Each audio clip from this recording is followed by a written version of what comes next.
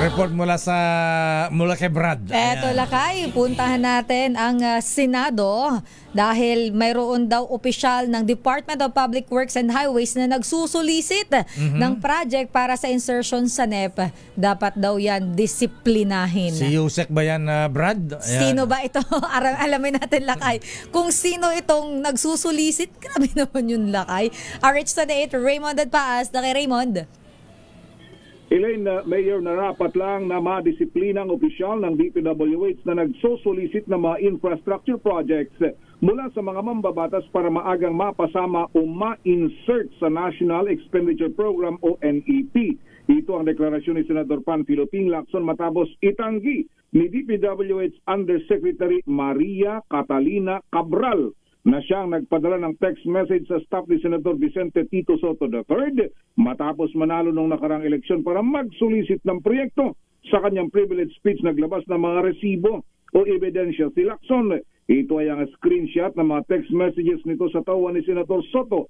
Sabi ni Lacson, nagsisinungaling si Yusek Cabral nang itanggi ang akusasyon laban sa kanya. Nagkausap na umano sila ni DPWH Secretary Vince Dizon hinggil dito at pagpapaliwanagin ng kalihim ang kanyang Yusek. Narito si Senator Ping Lacson.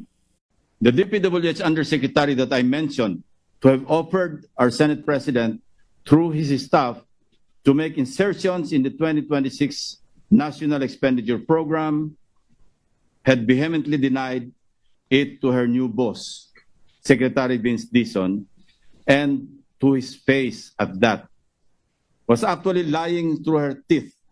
Dapat alam niya na hindi ako basta nagsasalita ng walang katibayan. Ayan po ang resibo, Mr. President, and I quote, para maisama ko po sa NEP, sir. Her words, not mine. Sabi nga ng mga abogado, res ipsa loquitur. The thing speaks for itself. Ang bahagi ng privilege speech part 2 ni Senador Ping Lacson kahapon. Ito mula sa Brad, Senado ngayong may part 3 ba, Brad? Grabe ito hanggang part 2 lang. Sa ngayon ay part 2 muna. Part 2 muna. Abangan. Yung sa ilalim may nakalagay doon na abangan ang susunod na kabanata. Ayan.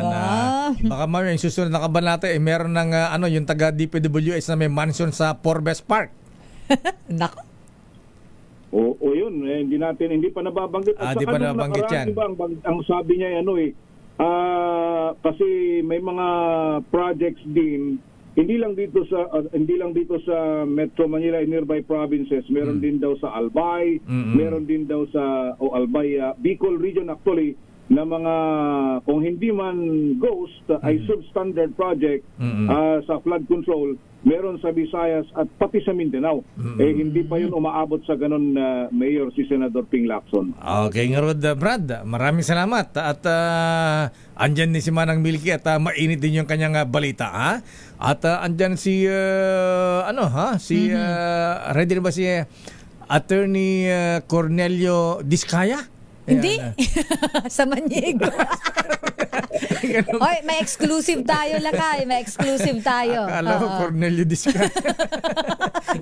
Magulat na naman yan. Ba't ako nabinyagan na naman ng ibang apelyido? Sige. Okay, Brad. Maraming salamat. Thank you, Raymond. Mula sa Senado na kahit na medyo maulan ay tuloy yung proseso ng budget hearing. Ang sasalang ngayon ay nakasalang na ay sasalang mamaya ay yung budget ng Office of the President at ng Commission on Election. Ito si RH28 Raymond Advance para sa DTRH, una sa Pilipinas, una sa Pilipino.